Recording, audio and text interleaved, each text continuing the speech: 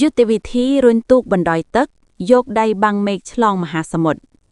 អ៊ីរ៉ង់ត្រៀមសេណារីយ៉ូសង្គ្រាមធំយូរហើយតែអាចឈប់សង្គ្រាមត្រឹម2ថ្ងៃ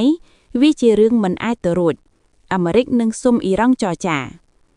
1. ក្នុងយុទ្ធវិធីសង្គ្រាមគឺល្បិចទល់មេឃដូច្នេះការស្លាប់មេដឹកនាំកំពូលអ៊ីរ៉ង់បើស្លាប់មែនអាមេរិកនិងអ៊ីស្រាអែលរំលោភច្បាប់អន្តរជាតិធ្ងន់ធ្ងរបង្កើតសត្រូវជាមួយមហាអំណាចចាស់បារាំងអង់គ្លេសត្រង់ចំណុចនេះខ្ញុំរត់ទៅឆ្ងល់បើស្លាប់មេដឹកនាំកំពូលច្រើនការផ្ទេរអំណាចត្រឹមមេដឹកនាំស្ដីទីបញ្ជាសង្គ្រាមខ្លាំងម្ល៉េះតើមិនមែនជាការបង្វែរបំភាន់អាមេរិកនិងអ៊ីស្រាអែលទេ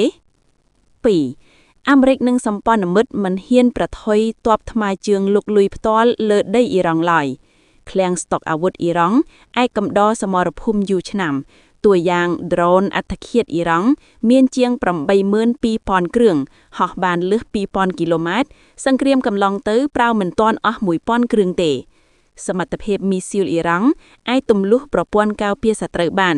ហើយភូមិសាស្ត្រប្រទេសអ៊ីរ៉ង់ស្រួលការពារពិបាកវាយលុក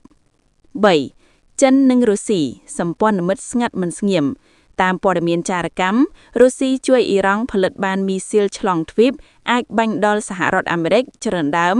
ហើយចិនបានប្រើផ្កាយរណាប់ចារកម្មកំណត់គោលដៅវាយប្រហារឲ្យអ៊ីរ៉ង់ 4. គ្រាប់បែកប្រេងវិបត្តិសកលអ៊ីរ៉ង់មហាអំណាចប្រេងពិភពលោកចិនអ្នកបោះដុំបន្តថ្លៃដើមអ៊ីរ៉ង់ផលិតប្រេង$10 1បារ៉ែល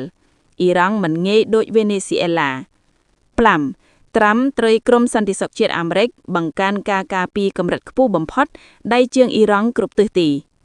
ធម៌មួយដែលអ៊ីរ៉ង់ចេះម្នាក់ឯងជួយខ្លួនឯងបានហើយខ្មែរតស៊ូកន្លងទៅជាមួយចៅសៀមក៏ចេះធម៌នេះដែរមហាអំណាចវាយតម្លៃយើងតស៊ូបានយូរបំផុត7ថ្ងៃតែយើងតស៊ូបាន21ថ្ងៃសត្រូវបាក់អំនួតអត្ថបទរបស់លោករស់សារ៉ុម